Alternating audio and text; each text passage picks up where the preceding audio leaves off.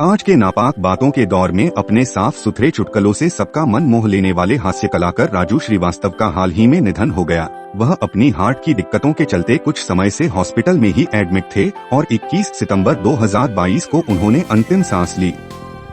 इस राष्ट्रीय नुकसान का दुख सभी को है दोस्तों, और उनके सम्मान के रूप में हम इस वीडियो के माध्यम से आपको बताएंगे उनके जीवन के बारे में कुछ महत्वपूर्ण बातें और रोचक किस्से। तो बने रहिए वीडियो में अंत तक। Hello friends, welcome to our YouTube channel for biographies. Here we provide you with the insights into the lives of some inspirational and famous personalities.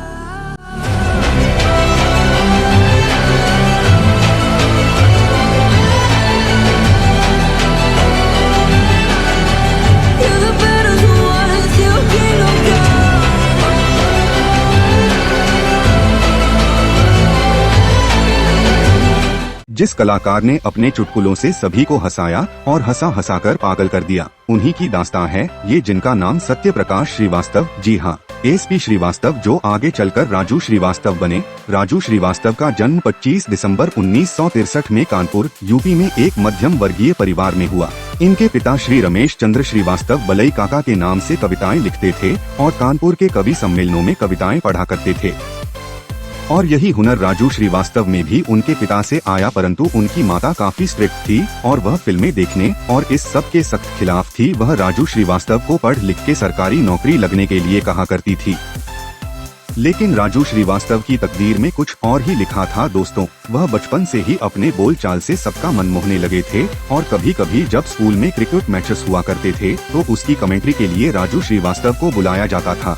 धीरे धीरे यह शौक आगे बढ़ा और अक्सर जब कानपुर में बर्थडे पार्टी या कोई फंक्शन होता था तो इन्हें मनोरंजन के लिए बुला लिया जाता था। परंतु इनकी जिंदगी ने नया मोड़ तब लिया जब इन्होंने शोले पिक्चर देखी।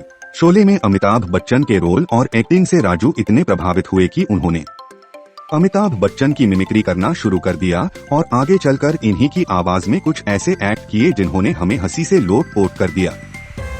राजू श्रीवास्तव एक बार एक फंक्शन में परफॉर्म कर रहे थे, तब ऑडियंस में से किसी ने उन्हें 50 रुपए का नोट दिया, परंतु राजू श्रीवास्तव को समझ नहीं आया कि यह किस लिए हैं। उन्हें लगा यह मैनेजर को देने होंगे, तो वह अगले दिन मैनेजर के घर चले गए वह रुपए लौटाने। तब मैनेजर ने कहा कि यह तो तुम्हारा मेहनताना है। इसी इंसिडेंट के बाद उन्हें एहसास हुआ कि वह अपने इस शौक से पैसा भी कमा सकते हैं और आगे वह इसी हुनर को आजमाने 1982 में मुंबई चले आए। उन्होंने अपने संघर्ष के शुरुआती दौर में ऑटो रिक्शा चलाया और छोटे मोटे प्रोग्रामों में अपनी कला का जादू बिखेर कर वह आगे चलकर फिल्मों में भी नजर आने लगे और धीरे धीरे कर अगले कुछ सालों में वह काफी मशहूर हो गए थे और सबके दिल में छा गए थे।